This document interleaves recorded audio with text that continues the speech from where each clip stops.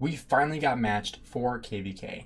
1079 is entering the Storm of Stratagems KVK here, and we have the allies in. We are currently in the Eve of the Crusade Stage 1. You can see the last 40 minutes here. So today we are going to be talking about this upcoming KVK, who the allies are, who our enemies are, and just going over what we expect to see in this KVK. Also showcasing what my goals are for this KVK, and just giving you guys a quick update. So first of all, we are not really pushing for this pre-KVK.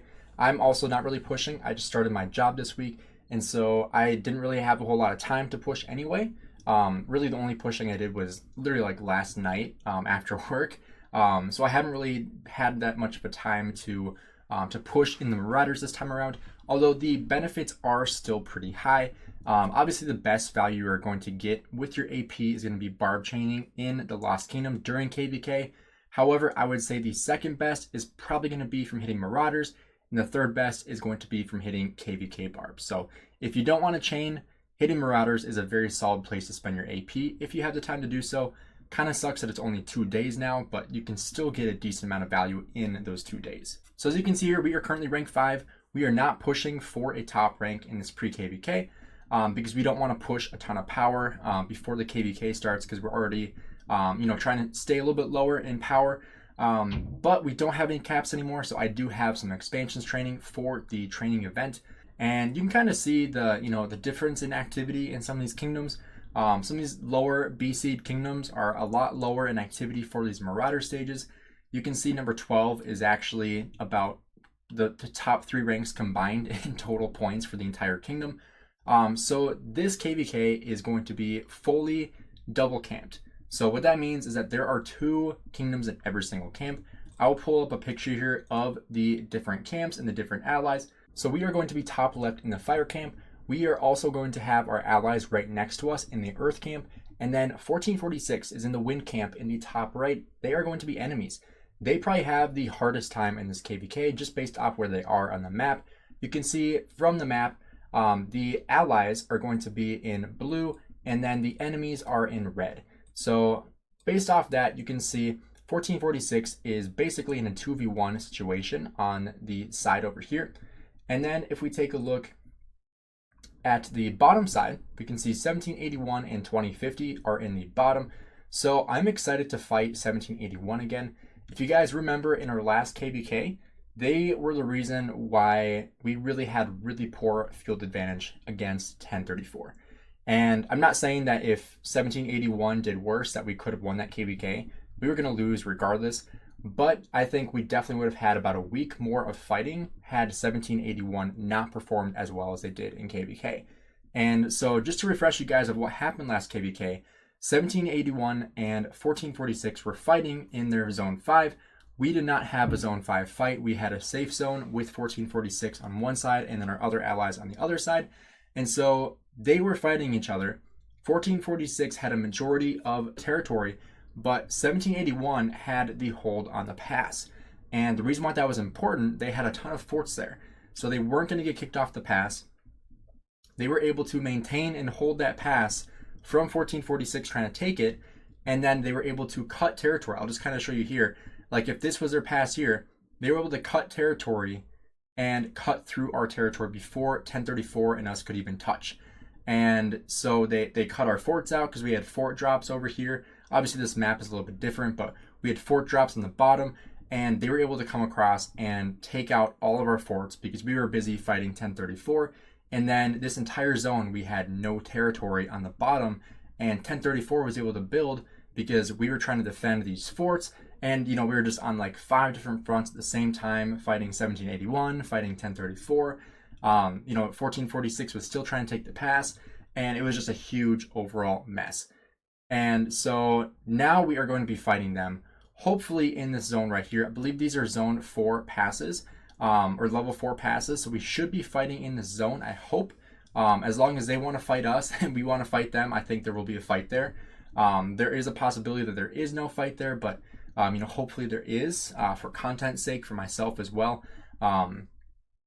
But for the amount of kingdoms that are in this KVK, I think it is going to be a really good fight. Obviously you can see the total powers of every kingdom on the bottom here. So you can see in the fire camp, we have 31 billion power, 853 billion kill points. And then our allies here in earth camp, 228 billion power, 387 billion kill points. Wind camp is very close to us in kill points and power. This is probably the most evenly matched in the KVK is 1079's camp and then 1446's camp. Then over here we have our water camp. This is going to be 35 billion power, way more power over here, 700 billion kill points, so very solid here with a 4 alliance camp over here.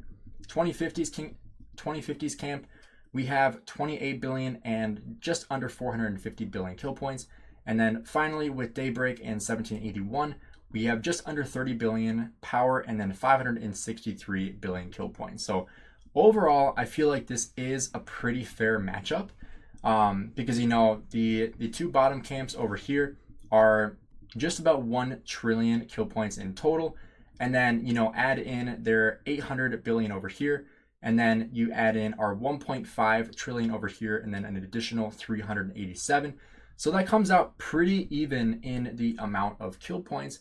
And, you know, power is pretty equal in every single camp. Besides the 4 alliance camp with water, that's when the power kind of gets inflated a little bit. So I feel like this is probably the strongest in terms of power, you know, obviously because they have the most, but, you know, overall just the strongest camp because they will have 4 fighting alliances just because, you know, they just have the more player base. So water camp, I think, will do very, very well. It'll be interesting to see how water and earth fares against 1446 and how we fare against 1781. So if we come back in game here and we take a look at the Eve of the Crusade, what I'm hoping for, I mean, obviously a top 3 rank is very solid, but honestly, like this might seem kind of dumb, but I honestly would not mind rank 4 for the training speed because I'm not running Germany anymore. I am running Ottoman Empire for this KVK. I have been debating if I wanted to switch to France for the healing speed, but I am planning on using a lot of T4 in this KVK. That's what I've been working on in the off season, is training a lot more T4.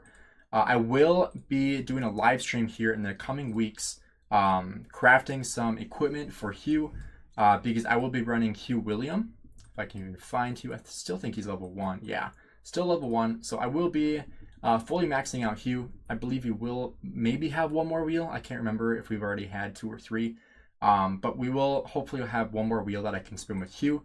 But I will be running him and William in the open field.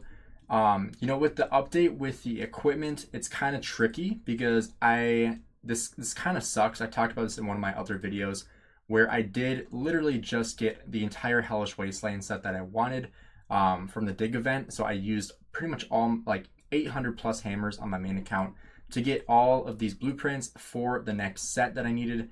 And then they announced that they're bringing out brand new equipment. And so now it's like, well, this is probably all a complete waste now because I will most likely craft the new set for Hugh and not, you know, craft the old set with the Hellish Wasteland. So we need to see what that's going to look like beforehand. You know, we'll see when the first fight is. It will most likely be before the new sets come out into game. So what I'm kind of thinking is going for more of a budget set, you know, going for more epics and blues. Just in the meantime, until we kind of figure out what that new equipment's going to look like, because I don't want to go ahead and craft a brand new Hellish Wasteland set like I have on my Nevsky, and then a brand new, much better set comes out, and then it's like, oh crap, I should have just waited another month or 2. And so that really sucks. But, you know, that's kind of the plan for now. I will probably just take apart my Nevsky build and, you know, make 2 solid builds rather than 1 really good and 1 just full epic set. You know, I'll have to play around with that. And I'll probably do that on live stream and, you know, take polls of what you guys think I should do. That way I can, you know, also involve you guys with my plan for equipment. But I will be running 5 marches in the field. So I will need more T4.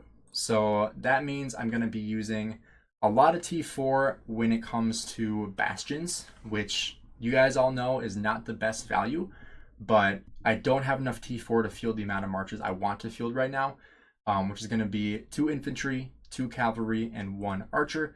You know, when you account for the hospital, unless I run like 75% T4 and 25% T5, I could do that as well. Because, you know, I do have a lot of T5 here. And resources, I am pretty good on resources. I will be transferring resources from my farm accounts, just because we will have the Marauder encampment stage here in about 3 days. So I want to make sure I'm around alliance members when that comes to be. So like if I scout some of these, I did scout this yesterday, but I don't think they're still going to be in my mailbox. So let's go ahead and scout. Let's actually see how many resources we have on these things, because I don't even remember. So we take a look here. Let's see. So we got about 200, 160, 87. These are probably all going to be pretty similar because I did transfer on the same time. And I did also kind of work with different resources as well. So like some of them have more stone than others. Otherwise, other ones I have more gold than others. So I did kind of distinguish between the farms I have here. Like 145 million stone and then 180 million stone. And then plus you can see the difference in food and wood here, and also gold. The one thing that's also kind of fun to look at is just the amount of troops I have on these farm accounts, like 4 million, 3.3, 1.7, 2.2, 2.1, 4.4, and then 4.8 million. Like just the amount of troops I have on these farm accounts is absurd, especially this one. This is my strongest one, like 42.5 million power. Max YSS, almost max Xeno. Just crazy account for a farm account. It's kind of funny. I'll have to convert these into T4 at some point. But back to the KVK. My goal is to hit 5 billion kill points. It is really going to determine how many kill points I get based off how much fighting there is. Back to the map here. I'll bring the map back up. If we do have fighting in this zone and I am available, that's also the biggest thing as well with the new job. It's availability as well. Because I don't really have much PTO at the beginning, so I won't be able to take time off for this KVK at all. Because I do have a vacation coming up in like 6 months or something, 5 months. I don't even know when, like in February. But yeah, so if we do have fighting in this zone, that'll really determine how well I do. But I think this KVK I have a better opportunity for kill points than the last KVK.